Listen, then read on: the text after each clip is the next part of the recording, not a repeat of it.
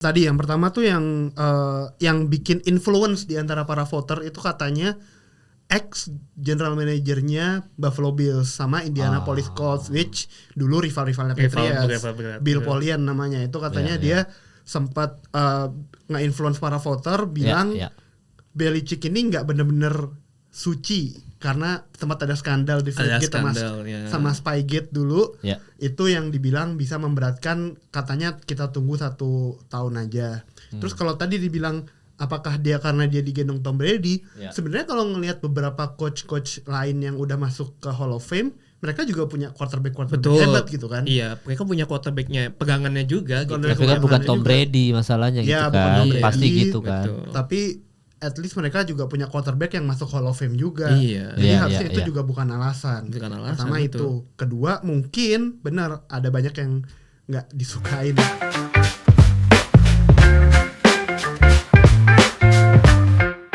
Minggu lalu kita bahas soal skrip ya.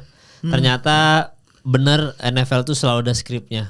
Lu belum nggak tahu ada postingan dari NFL on Fox yang ngebahas soal ternyata Darnold di poster itu yang kartun itu ternyata Sam Darnold sama si siapa? Drake May paling depan. Yang paling sininya lagi kan si Saquon tuh yang paling depan banget ya. Tapi yang paling ujung yang deket ke piala ternyata Sam Darnold sama Drake May. Kok bisa? Udah dari September itu. Dan itu dari Oktober September tuh postingannya tuh. Bayangin itu udah kurang skrip apa lagi bro. Ternyata memang sudah disusun rencananya. Skripnya sudah seperti itu ternyata. Saya juga udah nyusun rencana. Buat ke Santa Clara. Maksudnya di situ ya. Santa Clara itu San Francisco kan? San Francisco. Kandangnya Niners. Iya makanya jadinya siapin duit dulu aja karena itu adalah kota termahal. Pajaknya kalau saya paling mahal di situ. Pokoknya itu enggak, pokoknya Swiss, terus habis itu gue lupa apa Denmark apa pokoknya ada kota di Denmark apa Copenhagen atau apa gitu. Pokoknya habis itu San Francisco termasuk yang paling mahal di seluruh dunia pajaknya. Pokoknya gue lupa, pokoknya nomor 1 kalau nggak salah Copenhagen, pokoknya Denmark apa Norwegia gitu, ada kota Norwegia gue lupa. Pokoknya salah satunya adalah San Francisco. Jadi memang kalau lu berangkat ke sana ya apalagi dolar 17.000. Iya. Tapi kan kita board of peace bro. Jadi ya udah, jadi biarin aja dulu. Siapa tahu. Dan IHSG sedang merah guys. Jadi biarin aja. Nah jadi memang paling murahnya $6.000. Tuh kan. Paling murah tiket Super Bowl paling murah $6.000 gitu. $6.000. $6.000. Itu duduk di mana? Enggak tahu makanya kayak 6.000 anjir itu mahal banget. Tribun paling atas kayaknya tuh. Iya $6.000 gila mahal banget ya sekarang ya, apalagi dirupiahin. Waduh. Jadi gitu ya buat teman-teman yang mau ke Santa Clara, ini informasi aja ini. Raffi Andra mau butuh teman berangkat itu San Francisco. Waduh. Ya setidaknya nyampe sana foto di Golden Gate dulu aja ya. Golden Gate Bridge dulu foto. Standar dulu. Jujur saya sudah pernah berangkat sana karena final NBA doang. Tapi masih di Oakland. Iya. Ini informasi aja tipis ya. Informasi aja, ini cuma ngasih tahu aja. Bukan maksudnya gimana. Jujur ganja legal di San Francisco. Oh betul. Cuma ngasih tahu informasi. Bukan cuma di San Francisco loh, di Amsterdam juga. Di Thailand juga. Bangkok ya kan. Bukan mengajak, cuma informasi aja. Yang ngasih tahu informasi. Enggak, tapi ini cerita sedikit teman-teman ya. Karena ini kan gue pernah berangkat ke sana ya. Ini cerita sedikit aja. Di sana itu jual ganjanya di San Francisco itu di apotik. Oh iya. Oh betul. Iya, jadi kan kalau di Amsterdam tuh yang coffee shop itu kan. Kalau lu ke coffee shop tulisannya coffee shop tapi sebenarnya jual ganja gitu. Kan. Nah, tapi kalau di San Francisco itu di apotik-apotik. Jadi kadang-kadang ada beberapa orang itu emang nanya resepnya, ada nanya resep. Maksudnya kita nggak bisa asal beli aja. Maksudnya kalau lu gue mau ngebak mau ngeganja, nggak segampang itu ya. Ada beberapa memang kita ditanya sama mereka, kita ada keluhan apa. Paspor dicek, semuanya dicek dulu. Kita underage atau enggak kayak gitu-gitu. Terus habis itu kita ditanya soal keperluan lu apa? Betul. Ditanya sulit tidur kah? Dia tanya gitu, atau enggak mood swing kah? Atau apa? Jadi ada tujuannya, enggak cuma kayak kita mau kobam nih, beli. Enggak begitu di sana. Iya, walaupun memang ada satu di Oakland waktu itu store, karena ini deket banget sama hotel gua kan, jadi kayak jalan kaki tuh kelihatan. Memang di sana serba karena legal, jadi dijual bebas aja. Ada satu minimarket, bukan minimarket, supermarket besar, supermarket gitu kayak kita lihat Alfa Midi mah kurang besar ya. Superindo, Hypermart, segede Hypermart gitu, satu tempat gitu, semuanya ganja semua. Satu tempat Hypermart itu jadi kayak lu bawanya udah bawa lintingan gitu atau enggak bawa yang kayak gitu-gitu. Jadi tinggal di bawah yang kayak dikasih tahu lu sulit tidur atau enggak, lu udah ada dosis alergi enggak soal gini. Soalnya di sini ada apanya dikasih tahu. Terus habis itu dia bilang, misalkan kita, iya saya butuh recharge. Misalkan gue bilang gue butuh recharge nih supaya ketika bangun pagi mood gue bagus. Dikasih lihat sama dia. Dikasih lihat kayak ini contohnya ini gitu. Maju bro, keren bro. Tapi gue kayak gue dengar dari beatnya Panji juga kalau beat ganja itu katanya orang sana mau beli itu katanya buat obat sakit punggung katanya. Iya ada juga. Gue inget beatnya Panji karena itu kan. Itu beat Panji di mana? Mensrea bukan kan? Bukan. Sebelumnya lagi kayak juru bicara. Kayak juru bicara deh. Oh iya, memang kayak gitu emang. Kalau ganja kalau Panji kan memang brand ambassador ganja. Ya. Iya, benar. Info doang ya guys ya. Ini cuma info ya. Nah, tapi itu informasi aja. Karena kok ketika gua pertama kali ke San Francisco, gua ngulik yang begitu-gitu. Iya. Bukan nyobanya ya, tapi pengen tahu aja. Benar. Karena kan kalau lu jadi stand up comedian kadang-kadang lu butuh materi yang kayak gitu-gitu kan. Iya, benar. Observasi. Jadi gue main. Iya gitu. Jadi coba aja guys gitu. Ya sekali lagi informasi aja. Informasi ya guys ya. Iya, jadi jangan heran kalau nanti pada bau cimeng satu Santa Clara. Tuh kebayang baunya itu untuk mengganggu fans Patriots kayaknya. Sama Seahawks juga kan. Itu betul sih. Itu betul sih juga. Itu betul sih.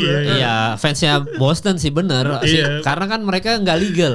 Kalau yang East tuh masih pada ilegal tuh, beberapa state tuh masih ilegal. Kalau yang West Coast memang rata-rata udah pada legal. Jadi ya gitu-gitu. Jadi mungkin mereka orang Boston kan datang ke sana kayak bersih orang anak-anak pintar. Orang pintar berilmu. Gitu. Tiba-tiba cium bau cimeng. Hidup macam apa ini gitu kan kata mereka kan. Hidup rendahan gitu. Iya, pantesan kagak kalah-kalah mulu lu gitu. Pantes Drake May juga adem-adem aja ya hidupnya ya, senyum-senyum aja, tenang, ada sama istrinya. Udah iya, gitu bagus Pak kalau kota kayak Boston gitu-gitu mah, lu olahraga di sana mah terjamin lu. Terpelajar. Terus semua timnya tuh secara manajemen tuh bagus-bagus gitu kayak Red Sox, Boston Red Sox, terus habis itu si Celtics. Jadi kayak pernah ada sisi terpuruk tapi nggak pernah yang hancur banget. Beda sama yang Los Angeles kan, ada yang belangsak banget eranya gitu. Tapi begitu naik nanti hancur lagi. Lakers Clippers kan begitu. Ini juga harus ada Otani dulu nolongin gitu kan. Dodgers kan gitu-gitu. Ada yang udah mediocre aja terus. Ada. Makanya San Diego Padres ya? Padres. Iya. Chargers juga kan sebenarnya. Iya, Chargers ada juga. Angels jangan lupa. Angels tuh kan. Iya, makanya itu Los Angeles tuh begitu karena mediocre tim sports di US tuh adalah Los Angeles Angels.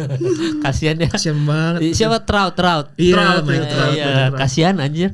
Kasian, makanya itu dia kalau di East Coast ini karena lebih terpelajar, maksudnya kayak New Yorknya bisnis gitu kan. Terus habis itu Bostonnya juga kota terpelajar mahasiswa.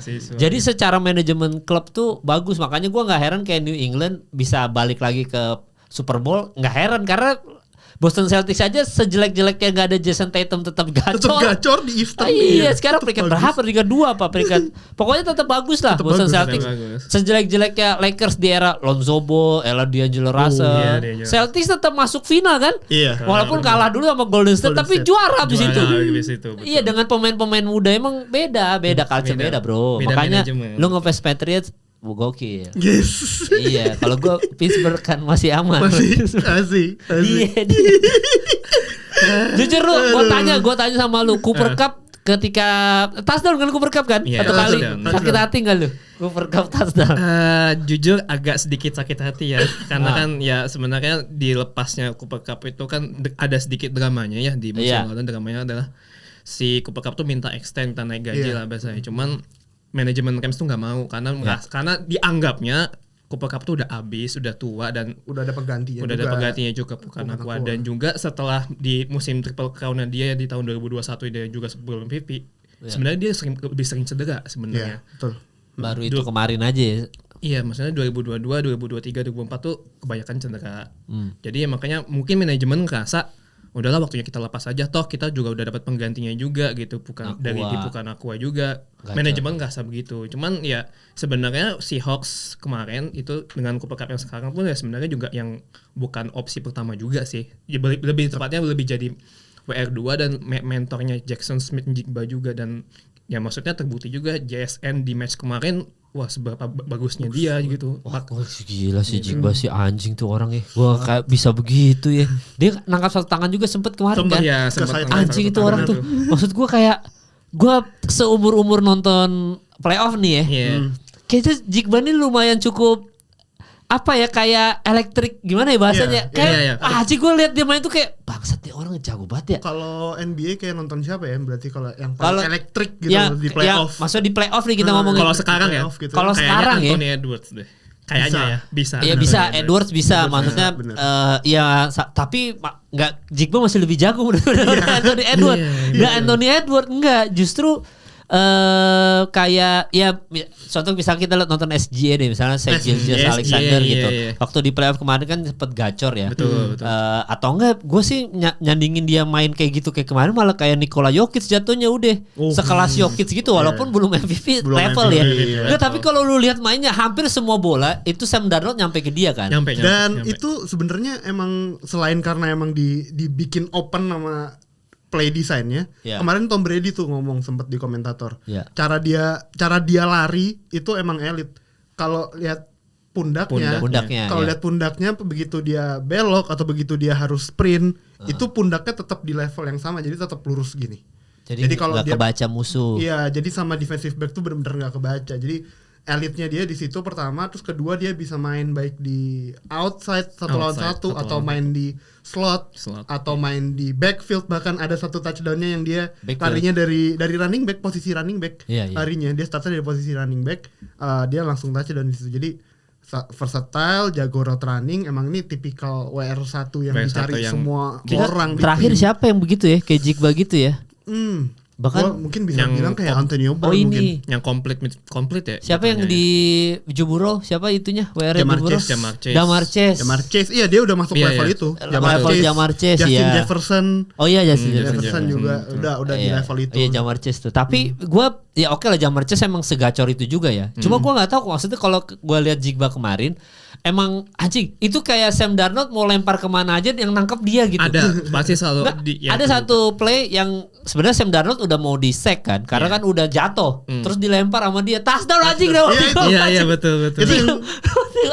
Itu yang gue bilang, yang dia lari dari backfield itu yang dibikin open bener-bener. Gak ada orang lagi. Iya, bahkan ada yang satu play itu yang dia lari terus dia cutting gini kan. Itu kan sebenarnya 3 defensifnya si Rams kan udah nutup tuh. Udah. Tapi dia dapat loh di kerumunan itu. Maksudnya yang dia dapat tak gitu. Sementara si Rams ada aja yang bola lepas-lepas yang dalam hati gue, ya Allah Rams ngapain sih? Yang gitu tuh yang pas special unit. Iya, special timnya yang dia bolanya lepas itu. Iya, maksudnya hal-hal yang kayak gitu yang walaupun pertandingan kemarin tuh menurut gue battle offense ketemu offense ya. Jadinya ya bukan defense versus defense gitu. Karena semuanya sama-sama lu touchdown, gue touchdown. Lu field goal, gue field goal. Pokoknya poin terus lah. Dan Nakua juga nggak sejelek itu, maksudnya tetap kualitasnya dia dikasih lihat. Stafford juga. Tapi ketika kemarin lihat si Jigba di Seahawks gitu ya, dan Sam Darnold tuh kayak asal-asalan lempar terus ketangkep. Nah itu yang membeda levelnya cuma di situ doang. Jadi yang kayak tipis banget sebenarnya. Iya, kayak Stafford masih ada mikir-mikirnya kayak gue harus ngapain ya. Oh yaudah, gue ketutup nih line gue untuk passing-passing, yaudah gue lari gitu. Masih ada gitu. Sam Darnold tuh kayak sembarangan. Enak banget hidupnya. Apaan enak banget. Terus ada Cooper Cup juga yang bantu-bantu kan kayak. Iya, bantu-bantu juga. Enak banget. Sebenarnya Jigba tuh tipe WR yang ada satu WR yang bisa cuma bisa nangkep bola 50-50 kayak pokoknya 1 lawan 1. Dia bisa nangkep di atas gitu. Atau wide receiver yang cuma bisa menang lewat ngegocek si defensive back-nya gitu kan. Terus mungkin ada lagi yang WR tipe ketiga gitu. Tapi pokoknya si Jigba nih WR yang bisa semua. Oh, terakhir Odell gitu juga ya. Gue paling bisa lihat kayak Antonio Brown bener. Antonio Brown. Antonio Brown yang masih di Steelers ya, yang masih di Steelers, yang masih waras. Masih jago. Waras. Hands-nya lengket, terus route running-nya jago. Bisa dipakai di offensive scheme kayak apa aja. Antonio Brown. Gue tuh sampai lupa nama itu anjing. Gue waktu ke Oakland nih, ke Oakland kan. Oh iya waktu itu Antonio Brown lagi di Raiders ya. Iya, lagi di Raiders. Gue ke intinya kan masih Oakland Raiders ya, belum pindah Las Vegas. Gue ke store NFL gitu, begitu ada baju AB gitu, gue langsung beli anjing yang warna hitam. Iya warna hitam. Keren banget emang itu. Walaupun ya itu gue baru ingat gue suka Steelers tuh gara-gara beliau juga gitu, sama Big Ben, sama beliau AB ini gitu. Gue sampai pas tadi bilang siapa ya, gue sampai oh iya ini Brown ya. Bener-bener mirip Antonio Brown. Yang masih waras, betul yang masih waras. Oh itu kalau dulu main pakai AB tuh sama Big Ben tuh zaman main PS4 tuh gue. Iya main Madden kan. Main Madden asal lempar dapat tuh AB tuh gue setiap kali strategi oper udah kayak Sam Darnold aja udah gampang. Lu AB kemana ya? AB pencet segitiga. Segitiga. Siapapun yang jaga juga nggak masalah kan? Iya dan dapat terus gitu dan gue menang terus aja. Aduh seru banget. Iya bener. Tapi memang Seahawks itu kemarin juga ada gue lupa nih kayaknya CBS atau apa. Semua state di Amerika megangnya Seahawks ya. Cuma yang Patriots cuma yang pegang orang Boston sama satu lagi yang di bawah sini nih gue lupa kemarin itu apa. Jadi cuma 2. Jadi kan misalkan Seahawks itu warnanya hijau misalkan gitu ya. Iya. Kalau Patriots misalkan merah gitu ya. Jadi dari semua state di Amerika nanti biar Ken tayangin ya. Seahawks tuh semuanya.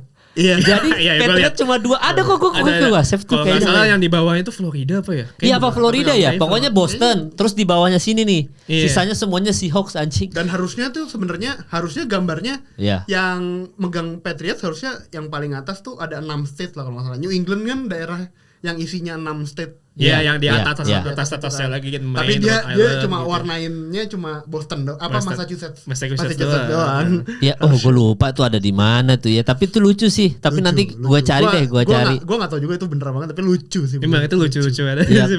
Kalau yang si postingan ini Dazen yang upload. Itu soalnya dari NFL-nya tuh. Iya, itu dari NFL-nya. Iya, apa di sini ya NFL on Dazen ya kemarin ya. Gue lupa tuh. Pokoknya nanti gue cari biar Ken tayangin. Tapi memang semua orang kayaknya tadi seperti yang kata lu minggu lalu juga sih lu, bahwa 70% siapapun yang lolos di NFC ini pasti akan juara Super Bowl. Apalagi ini kan misi balas dendam juga ya dalam tanda kutip betul. Ya. Dulu dihancurkan Brady mereka ya kan. Sekarang mereka balik lagi ke Super Bowl tanpa Tom Brady dan kemungkinan juara besar. Seattle tuh pokoknya ada yang komen kok netizen apa di komenan yang ini ya, apa di YouTube kita ya. Dia bilang Seahawks tuh terkenal dengan 12 gitu. Iya, 12 men. Iya 12 men gitu karena 12 itu sebenarnya adalah si para masyarakatnya, para pendukungnya gitu. Jadi gimana tuh maksudnya 12 gitu tuh? 12 tuh kan sebenarnya kan 11 pemain di lapangan. Ya 12 itu para pendukungnya dan nomor 12 itu di Seahawks di retire, nggak boleh ada yang pakai nomor 12. Oh iya itu dia. Karena buat menjadi simbol itu buat simbol fansnya Seahawks. Benderanya pun ada kok, bendera sendiri nomor 12 gitu di stadionnya Seahawks. Jadi itu 12 man Seahawks, tapi ya Evil Empire balik lagi, mana ada yang dukung musuh kan.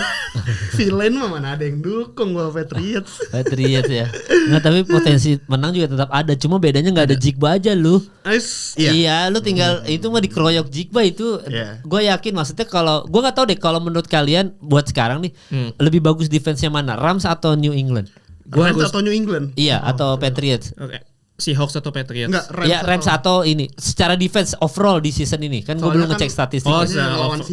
Kalau secara overall bagusan Rams atau Patriots? Masih bagusan Rams in terms of pressure.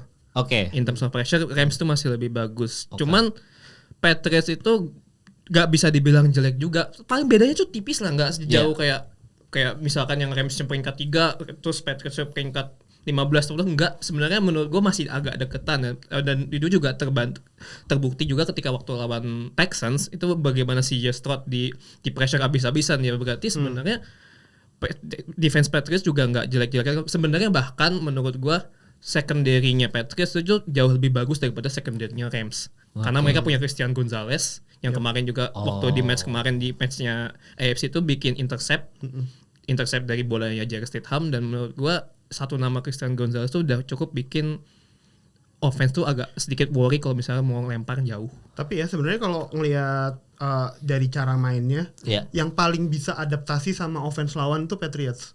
Kalau defense ya, betul. Karena satu mereka bagus di stop the run. Jadi gua rasa ini nanti bakal jadi kunci juga buat di kemarin tuh kelihatan pas lawan Broncos, pas sebelum badai salju itu emang Jarrett Stidham entah kenapa bagus backup quarterback-nya, bagus sempat touchdown juga. Tapi ketika Broncos butuh buat lari itu udah nggak bisa karena interior defensive lineman-nya Patriots itu menurut gue yang salah satu yang paling bagus lah di NFL sekarang. 4 orang itu Milton Williams, Khyiris Tonga, sama Christian Barmore juga. Christian Barmore bener itu pokoknya buat nge-stop run tuh udah bagus. Dan di sisi linebacker juga ada Robert Spillane itu bagus, Christian Gonzalez tadi defensive back itu bagus. Dan menurut gua kalau dibandingin sama Rams, bener kalau menurut gua sih sebenarnya bagusan Patriots, tapi nggak jauh-jauh amat. Nggak jauh, memang nggak jauh. Karena kalau si Chris Shula dari Rams itu emang ngandelinnya banyak dari skimmingnya dan segala macam. Kalau di si Patriots itu emang menang di adaptasi. Betul. Dia bisa adapt apapun yang lawan itu bagus. Ibaratnya kita punya jawabannya gitu loh. Dan itu menurut gua coaching nggak cuma sekedar skema defense yang bagus, tapi coachingnya bagus juga dari Patriots. Iya, Patriots tuh lebih rapi aja sih. Maksudnya gue baru ingat juga sebenarnya ketika lawan Texans tuh termasuk ujian beratnya dia juga tuh ya. Iya. Di luar Broncos ya, Broncos kan memang agak pincang. Cuma memang si yang nggak pincang-pincang banget juga sih Broncos kemarin ngimbangin Patriots juga sih. Kemarin itu kan kita sempat bilang OL-nya offensive line-nya Broncos kan yang solid ya, yang paling bagus gokil kan. Ya. Tetap dihancurin juga sama defensive line-nya Patriots. Pressure-nya itu tetap bisa dapat ke Jarrett Stidham gitu, quarterback, running game-nya juga nggak begitu nggak jalan. Dia bisa nge-pressure 54% kemarin. 54%. Wah, lumayan untuk itu, OL yang gacor kayak gitu ya. Dia 16% di atas average NFL. Iya. Nggak, berarti kan sementara si Hawks tuh belum ketemu defense yang sepadan lah, maksudnya dalam tanda kutip betul. Selama kan kita secara offense nih NFC gacor-gacor semua gitu. Tapi secara defense sebenarnya timnya tuh ada di AFC semua nih yang defense. Bahkan even Texans nomor satunya ada di situ, Chicago Bears. Terus habis itu ada siapa lagi? Texans, Chicago Bears, siapa lagi sih? Texans, Chargers. Oh ya Chargers, ya sama Broncos sama Bears kan. Bears tuh di sana NFC. Oh iya Bears sama Patriots. Iya sama Patriots bener. Nah makanya jadinya mereka tuh punya yang solid banget lah. Dan ujiannya udah kemarin lawan Texans kan. Plus juga kemarin ketemu salju Drake May gitu. Banyak ujiannya gitu ketimbang Seahawks. Makanya gue sih merasa bahwa pertandingan ini tetap akan 50-50 ya. Ya kalau gue ngelihat potensi si adaptifnya Patriots ini, kayaknya Patriots tuh bisa ngakalin gimana caranya ngentiin Jigba.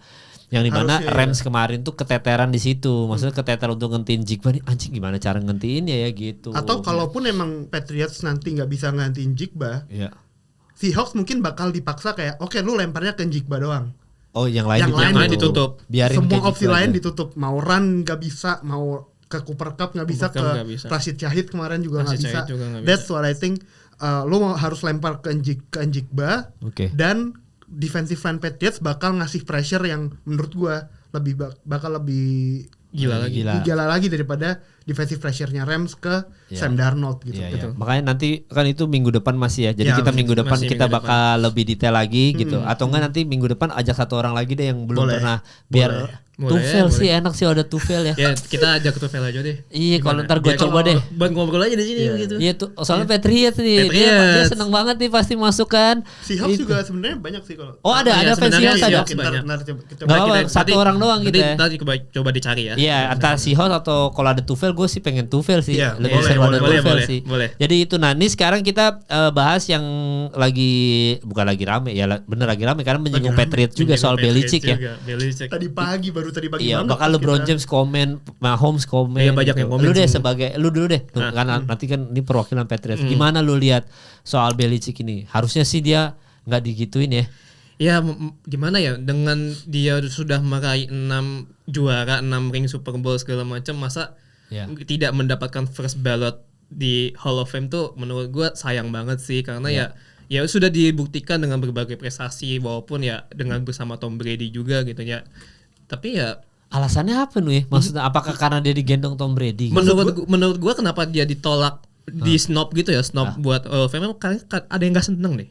Nggak seneng itu maksudnya nggak seneng sama Belichick-nya gitu. Kok bisa gitu sih? Coba kayaknya Andra bisa jelasin itu. Tadi yang pertama tuh yang bikin influence di antara para voter itu katanya ex general manajernya Buffalo Bills sama Indianapolis Colts, which dulu rivalnya Patriots, Bill Polian namanya. Itu katanya dia sempat nge-influence para voter bilang Belichick ini nggak bener-bener suci karena sempat ada skandal di Flipgate sama Spygate dulu.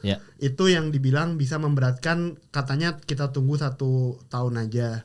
Terus kalau tadi dibilang apakah dia karena dia digendong Tom Brady, sebenarnya kalau ngelihat beberapa coach lain yang udah masuk ke Hall of Fame, mereka juga punya quarterback hebat gitu kan. Iya, mereka punya quarterbacknya, pegangannya juga gitu. Tapi kan bukan Tom Brady masalahnya gitu kan. Pasti gitu kan. Tapi at least mereka juga punya quarterback yang masuk Hall of Fame juga. Jadi harusnya itu juga bukan alasan. Pertama itu. Kedua, mungkin benar ada banyak yang nggak disukain Belichick karena kalau gue lihat dari sejumlah votersnya Hall of Fame itu nggak semata-mata cuma players atau orang-orang yang udah masuk Hall of Fame, tapi ada media juga.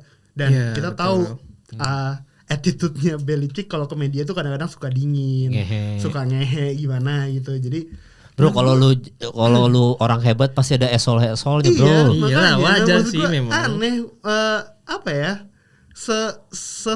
Skandalnya Belichick, dia tetap head coach yang punya jumlah win Super Bowl terbanyak, jumlah win playoff terbanyak, jumlah win regular season kedua terbanyak, dan gak masuk Hall of Fame di first ballot itu karena apa? Aneh. Iya, aneh sih. Ada yang bilang katanya karena aturannya diganti. Dulu kan katanya cuma bisa setelah 5 tahun pensiun baru masuk Hall of Fame. Bisa dimasuk ke sekarang itu kalau pelatih itu 1 tahun setelah pensiun bisa masuk Hall of Fame. Jadi ada katanya yang voting, mending kita voting ke pemain-pemainnya dulu buat nanti baru pelatih. Tapi kan kalau lu punya di ballot lu ada pelatih sekali Bill Belichick, terus nggak lu masukin voting buat Hall of Fame siapapun di antara kandidat lawan-lawannya gitu, itu menurut gua sih nggak waras tuh. Nggak waras bro, sama sekali. 1 tambah 1 2, 11 kali 11 121, 12 kali 12 144. Yang waras lah. That simple. Belichick bro, that simple. 6 Super Bowl loh. 6 Super Bowl. Pokoknya playoff-nya berapa kali? 500 ya? Berapa kali menang gitu? Nggak nyampe ya? Nggak nyampe. Kalau regular season kan 333 win. Oh iya 333, nggak mungkin 500. Gue lupa tadi berapa. Kalau Super Bowl 6 sebagai head coach, sebagai defensive coordinator, dia ada 2 lagi di Giants. Iya. Jadi 8 totalnya kan. 8 rings dia. Iya, makanya itu nggak masuk, aneh banget. Jadi kita buat fansnya Belichick, apalagi Patriots ya, kita lihat perkembangan beritanya seperti apa ya. Iya, kita gue nggak tahu James. apakah bisa di overrule sama NFL ya. Mungkin tadi kalau gue tanya, siapa tahu komisioner NFL Roger Goodell itu bisa aja overrule this voting, terus nanti Belichick bisa naik masuk ke Hall of Fame di tahun ini. Gak tahu mungkin itu sekredibel apa, bener apa enggak, tapi ya as of now ya nggak masuk kayaknya. Iya, makanya nanti kita lihat perkembangannya gimana ya. Mungkin minggu depan sudah ada berita terbaru atau ya udah tetap stay kayak gini. Jadi aneh sih, itu aneh. Nah ini sekarang kita bahas per masing-masing ya, MVP siapa, habis itu coach siapa.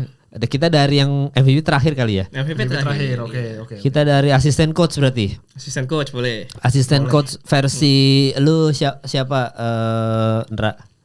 Lu pilihan lu. Asisten coach di sini biasanya Clint Kubiak, Viva. Ya ada Josh McDaniels. Meskipun gua suka banget sama Josh McDaniels karena offensive coordinator Patriots yang berhasil nge-develop Drake May, tapi di sini kayaknya gua harus kasih ke Clint Kubiak. Seahawks, offense-nya Seahawks bisa sebagus itu ngebawa Sam Darnold yang masih QB baru tahun pertama di Seahawks, bisa dibawa sampai sejauh ke Super Bowl walaupun hitungannya cuma regular season ya. Regular season pun mereka udah first seed di NFC, dapat 14 win. Jadi Clint Kubiak dengan segala macam kreativitasnya juga di offense play design gitu. Iya. Kalau gue sebelum lu Kuno ya, sebenarnya gue juga setuju sama Kubiak ya, karena tahun ini lumayan cukup sensasional gitu. Tapi gue shout out to Joseph deh, fans Joseph. Broncos ya, karena mau nggak mau juga dia number 1 seed juga kan sama Seahawks, jadi tetap bertahan di posisi atas gitu, menurut gue patut diapresiasi ya. Bahkan potensinya masuk lolos ngalahin Drake May pun masih ada gitu. Kalau Bonix mungkin tidak cedera gitu aneh itu. Jadi makanya gue shout out honor mention ke fans Joseph. Lu siapa? Sebenarnya tadi kandidat yang 2 tuh udah mention si fans Joseph sama Clint Kubiak ya. Cuman gue juga tidak bisa menafikan Josh McDaniels di sini gitu. Peran Josh gue salamin dulu. Iya bener lah, McDaniels mah Josh McDaniels peran di sini tuh bisa membuka kemampuan Drake May semaksimal mungkin, karena kan kalau di musim lalu kan gak ada Josh McDaniels itu buntu. Patriots tuh buntu banget musim lalu. Cuman di musim ini ketika Josh McDaniels balik lagi ke Patriots itu benar-benar offensive scheme-nya benar-benar disesuaikan dengan kemampuan Drake May, disesuaikan juga dengan weapon yang dia punya. Harus tetap diapresiasi sih. Itu yang gue suka bener, disesuaikan, karena banyak asisten coach yang kreatif, scheme-nya bagus banget, desainnya bagus banget, tapi quarterback-nya nggak bisa nge-translate itu di lapangan. Betul.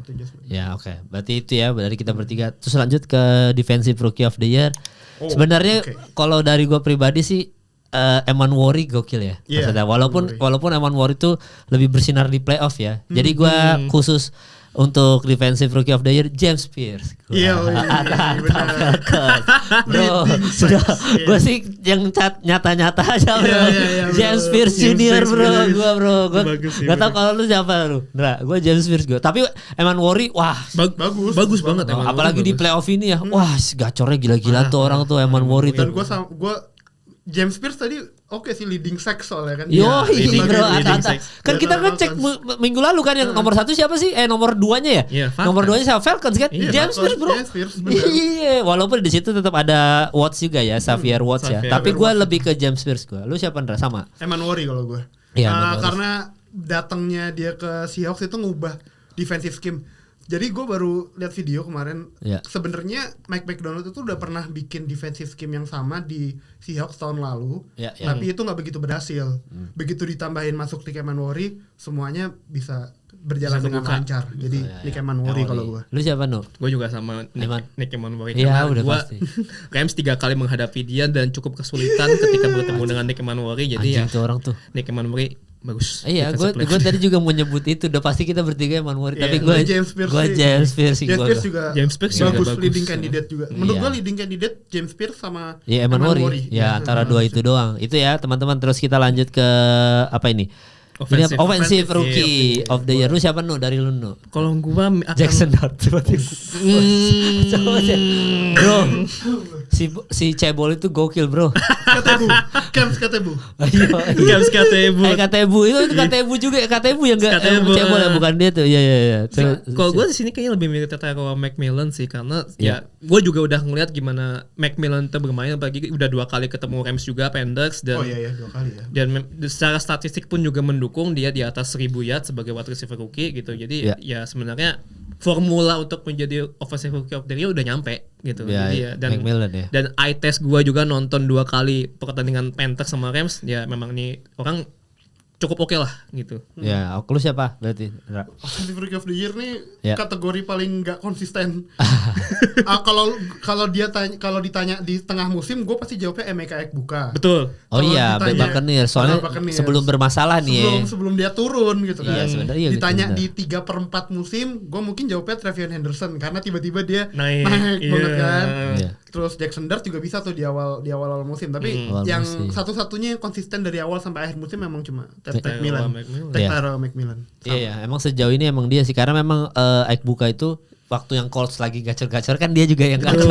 Iya, Buccaneers-nya kan lagi gacor juga.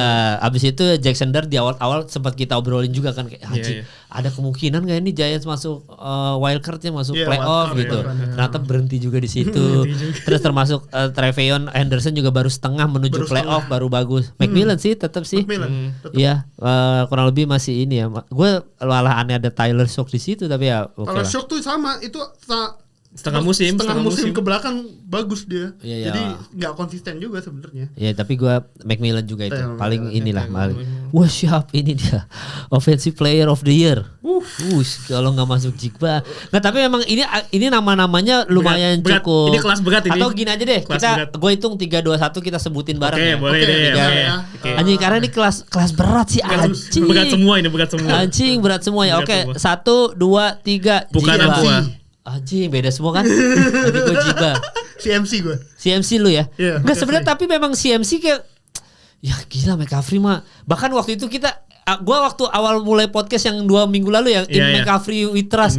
Gua langsung kayak gitu kan anjing in McCaffrey we trust anjing. Enggak tapi memang gua kalau dari gua ya pembelaannya adalah Jigba number 1 wide receiver kan. Buat satu season ini gitu. Jadi dia number 1 for a reason. Maksudnya dan itu membantu Seahawks number 1 seed itu kita nggak bisa pungkiri itu gitu. Dia number 1 seed plus dia masuk Super Bowl. Menurut gua itu tuh wangi banget dari awal musim sampai ending lah gitu. Dia tetap konsisten dari awal musim, nggak yang kayak tadi kita sebut-sebut selain McMillan tadi ya, maksudnya nggak stabil gitu Jackson Dart. Tapi dia tuh tetap ada di situ dan dia number 1 wide receiver tahun ini kan, musim ini gitu. Jadi dan semua kandidat yang ada di situ semuanya punya alasan masing-masing yang memperkuat alasan buat jadi itu dia. Dapat ini. Semuanya punya ini masing-masing tuh. Gua pertimbangannya cuma gara-gara Jigba.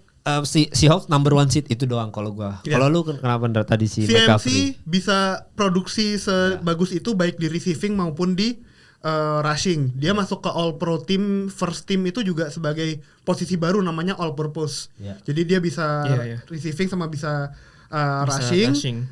Dan 49ers sepanjang musim gak ada yang sehat kecuali Christian McCaffrey doang sama Brock Purdy. Sama Brock Purdy sih. Brock Purdy pun sempat cedera diganti Mac Jones kan. Sebentar doang. CMC. Lu tadi siapa Nakua ya? Iya, bukan Nakua. Iya, maksudnya secara statistik pun ya sebenarnya kalau dibandingin sama JSN ya sangat tipis gitu. Bahkan bisa banyak perdebatan antara siapa yang nomor 1 receiver antara JSN atau bukan Nakua. Udah debat itu aja udah menjadi angka statistiknya juga sudah mendukung gitu. Bukan Nakua tetap harus bisa di consideration sebagai offensive player of the year gitu. Iya tetap sih. Enggak bisa ini semuanya punya alasan mau Bijan Robinson. Bijan pun running back yang sangat konsisten tahun ini. Iya, konsisten. Tapi nggak disokong sama tim aja lagi ini mah. Drake May juga gacor. Semuanya ada alasan. Tapi kalau gue pertimbangannya itu tadi ya, kita juga udah ngasih alasan masing-masing ya. Terus habis itu kita masuk ke Defensive Player of the Year. Ini juga gila juga. Lu siapa Nu? Ini harusnya sama semua Myles Garrett nggak sih? Garrett aja ya. Myles Garrett Browns ya. Iya 23 sacks bro, pecah rekor gitu, pecah rekor NFL. Iya udah nggak bisa ini udah nggak bisa diganggu gugat ini memang Myles Garrett nih musim walaupun ini. Ya Nick Bonito sama Will Anderson ya semuanya juga ada ya bagus semua gitu, cuman ya bro.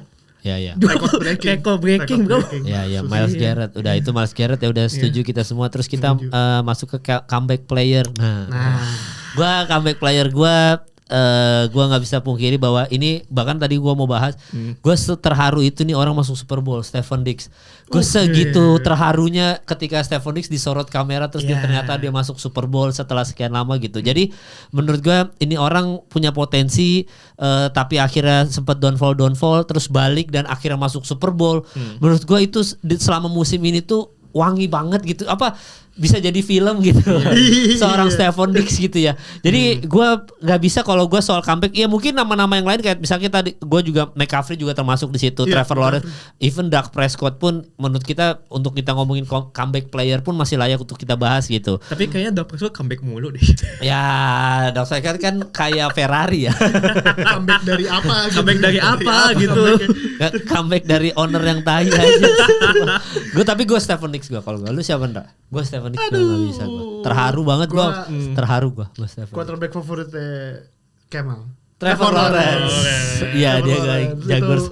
Oke, bagus karena dia bahkan sampai masuk ke voting MVP juga kan, seingat gue. Sempat masuk. Ada top 5 MVP top 5 nominasi ya, tetap. Jadi Trevor Lawrence benar-benar sama head coach baru ngebuktiin kalau ya ini kenapa dia dipilih nomor 1 dulu di draft. Iya, number 1 pick loh dia. Number 1 pick. Yes. Orang dari kampus gacor banget nih orang. Clemson tuh gacor. Clemson gila itu. Juara kan dia kan? Clemson enggak, juaranya sih ini ya waktu era dia ya. Siapa? Alabama ya? Alabama sama Joe Burrow kan? Dia kalah 2 kali sama Alabama sama LSU. Iya benar. Joe Burrow. Iya Joe Burrow. Iya kalah sama Joe Burrow kan? Iya kalah sama Joe Burrow. Tapi Trevor Lawrence kan buset gacor banget. Gacor. Iya idola saya. Terus kalau siapa? Kalau comeback itu sebenarnya adu narasi ya sebenarnya adu narasi. Ya kayak tadi gua bilang ya Stephen Diggs. Adu narasi bener.